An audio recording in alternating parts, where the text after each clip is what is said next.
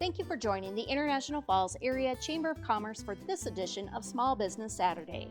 Today we visit with our 2023 Small Business of the Year Award winners, the Koochiching County Historical Society.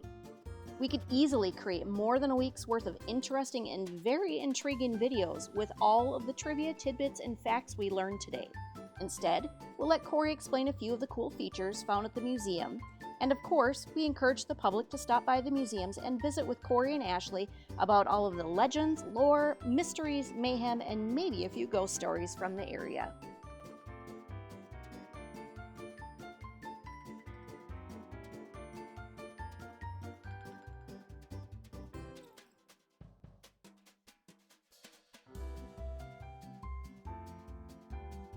So we designed and created a walking tour app through the app called Pocket Sites. Pocket Sites is a free app to download, and it's a location-based tour app. So once you download that and you're in the area, it automatically pops up the two tours we have of downtown International Falls and Rainier.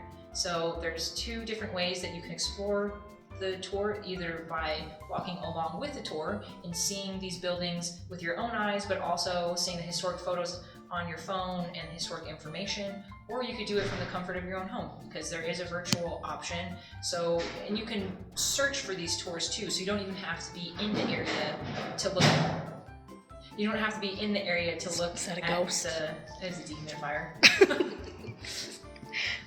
To look at the virtual tour. You can be anywhere in the world and search it, but it's a fun way to get the lesser known history of businesses and buildings of the area into the hands of people.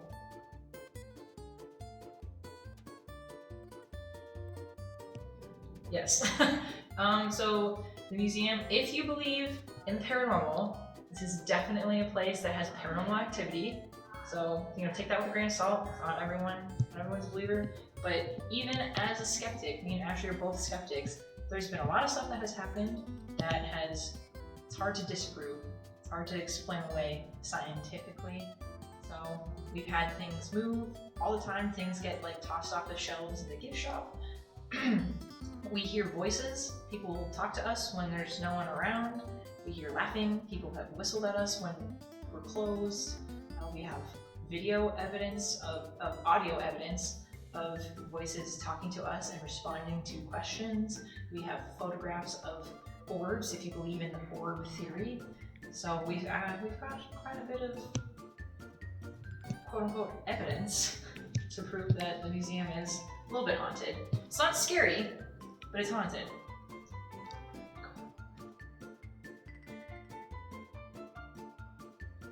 Of the museum would be our informational kiosks. We got grant funding for these, and we designed these in-house to just help enhance the experience, because changing the permanent museum is a process. So for now, we're able to design these kiosks to have different photos and videos and information to correlate with everything in our gallery space, and it's something easy and fun for people to interact with and look at different photos and pictures and information about all sorts of things.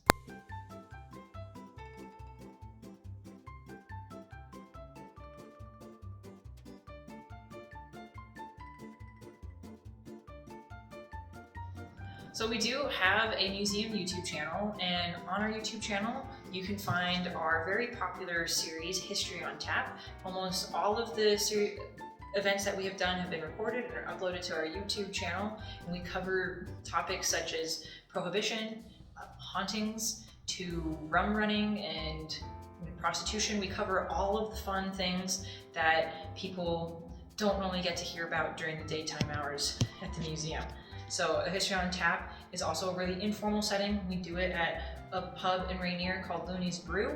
So it creates this really fun atmosphere where people can come and ask questions and listen to storytelling about the history of this county.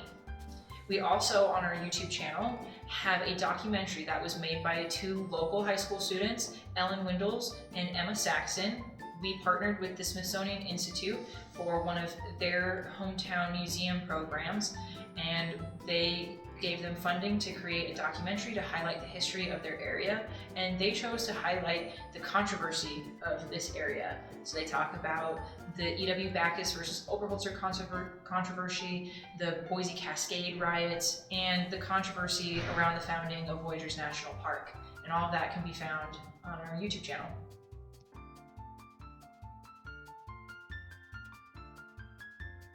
This is the back annex of the museum. This is the section that was added on in '73, and this is the room where we house our large items like our vehicles, but this is also where we have our temporary galleries. So right now our temporary gallery is a military and veterans exhibit titled Koochiching in War. And so as you'll see, we have a lot of military things in cases. We have items spanning from the Revolutionary War up until the most current wars in the Middle East.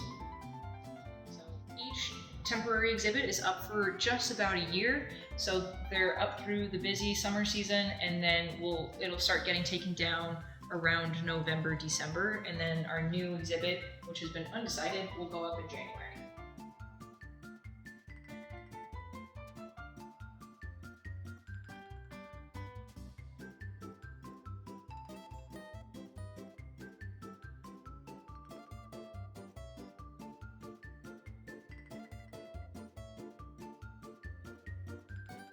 So we also have a museum gift shop. We carry a wide variety of books, both nonfiction and fiction, that are relevant to the history of this area. We also carry a bunch of souvenirs and Bronco memorabilia, but we have local crafts, local arts. We have toys and puzzles for kids. We sell Smokey Bear clothing. We sell wall decor. We sell plushies. We have a wide variety of gems and minerals for all of the crystal lovers. And we carry all sorts of things. Things that you might need when you're out on a hike to explore more of this area, which is some of my favorite stuff in the gift shop are these fanny packs. I love fanny packs. I own about like 15 fanny packs. A lot of them I've bought from us. So we've got fun stuff like that, but we also have a lot of food things for all the foodies out there. We sell wild rice, obviously, but we also sell soups and jams and a ton of cookbooks, so you can utilize all the rice into recipes, and a lot of native cookbooks as well.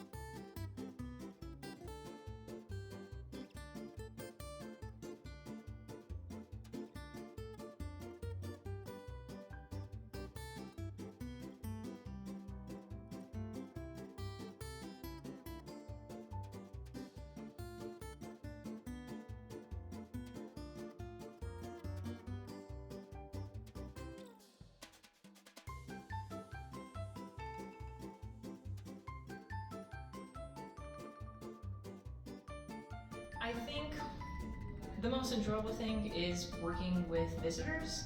It's always interesting. You never know who's going to walk through the door, and you get to meet people from not just from all over the state, but all over the country and all over the world. But then also it's really cool working with the collections that we have.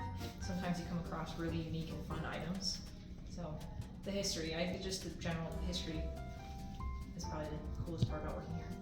Okay, I think my favorite feature, or my favorite object in that museum, I think for me is the steam fire engine, because I had never seen one before when I came up here, because not many of them exist anymore, and it's huge. So I think it's a neat piece of history. Is it the weirdest thing? No, but it might be the coolest thing.